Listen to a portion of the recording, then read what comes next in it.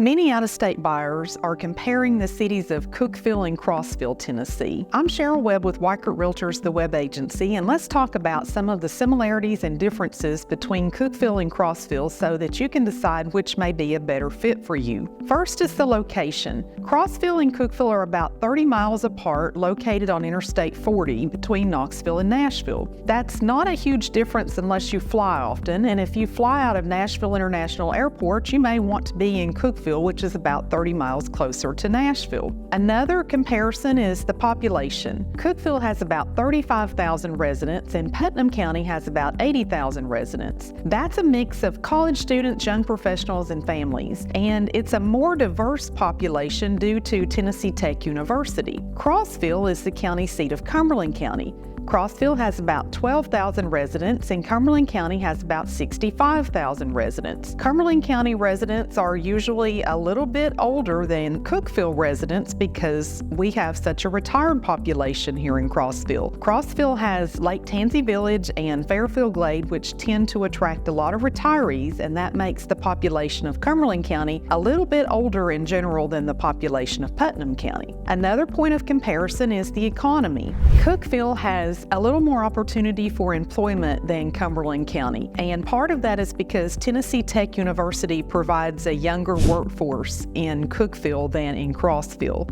Since Crossville is more of a retired population, we don't have as many employment opportunities. The housing market is another point of comparison. The median home price in both Cookeville and Crossville is fairly close, hovering around $320,000 right now, so there's not a lot of difference in home prices. There are more homes on the market in Putnam County right now than in Cumberland County, but the prices are pretty similar. If you're renting, there is more opportunity in Cookeville because of more apartments, and part of that is because of the university, so those apartments do fill up with the university students, but in general there are more rental units available in Cookeville than in Crossville. One major difference with the housing cost is property taxes. So the property tax in Putnam County is 2.66% versus the property tax in Cumberland County, which is 1.135%. So given that the property values are relatively close, the property taxes would make some difference there. As we've said, Cookeville is a little bit younger demographic, and part of that is due to Tennessee Tech. If education is an important part of your move, Tennessee Tech University in Cookeville may be a big factor. It's a four-year university specializing in engineering, nursing, business, and education, but has lots of other degrees and some master's and PhD programs. Crossville has Roane State Community College, and Roane State is a two-year community college, and most credits would transfer to Tennessee Tech. So a lot of students go to Roane State for 2 years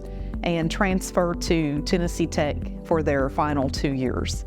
Another factor to consider is the weather. Weather is driven mainly by the elevation. So in Crossville, our elevation is about 1,800 feet, and in Cookeville, the elevation is just over 1,100 feet. So there's a considerable difference in the elevation, which affects the weather. That keeps Crossville a little bit cooler and less humid than Cookeville in general. And finally, the one other point of consideration is shopping and dining. So given that Cookeville is a little bit larger town, and especially with the younger workforce, Cookeville is going to have more shopping and dining opportunities than Crossville, mainly because of the workforce provided by the university. If you're looking for chain shopping and chain dining, then Cookeville is going to be the winner there. Crossville has a lot of great local restaurants and shops, but very few chain restaurants and shops unless it's fast food. So most people in Crossville don't mind a drive to Cookeville if they want to have dinner at a chain restaurant or spend an afternoon of shopping. But if that's something that you're accustomed to having just right outside your door, then 30 minutes to Cookeville may be a little further than you want to drive. Of course, the best way to compare Crossville and Cookeville is just to come for a visit and see for yourself which one feels better for you. I think you'll be happy in either place, but if you're younger and looking for a more diverse population, then Cookeville may be your choice. And if you're retiring or thinking about retiring, then maybe the slower pace in Crossville may be what you prefer. If you have any questions about Cookeville or Crossville, give me a call. I'd be happy to talk to you to see which would be a good fit for you.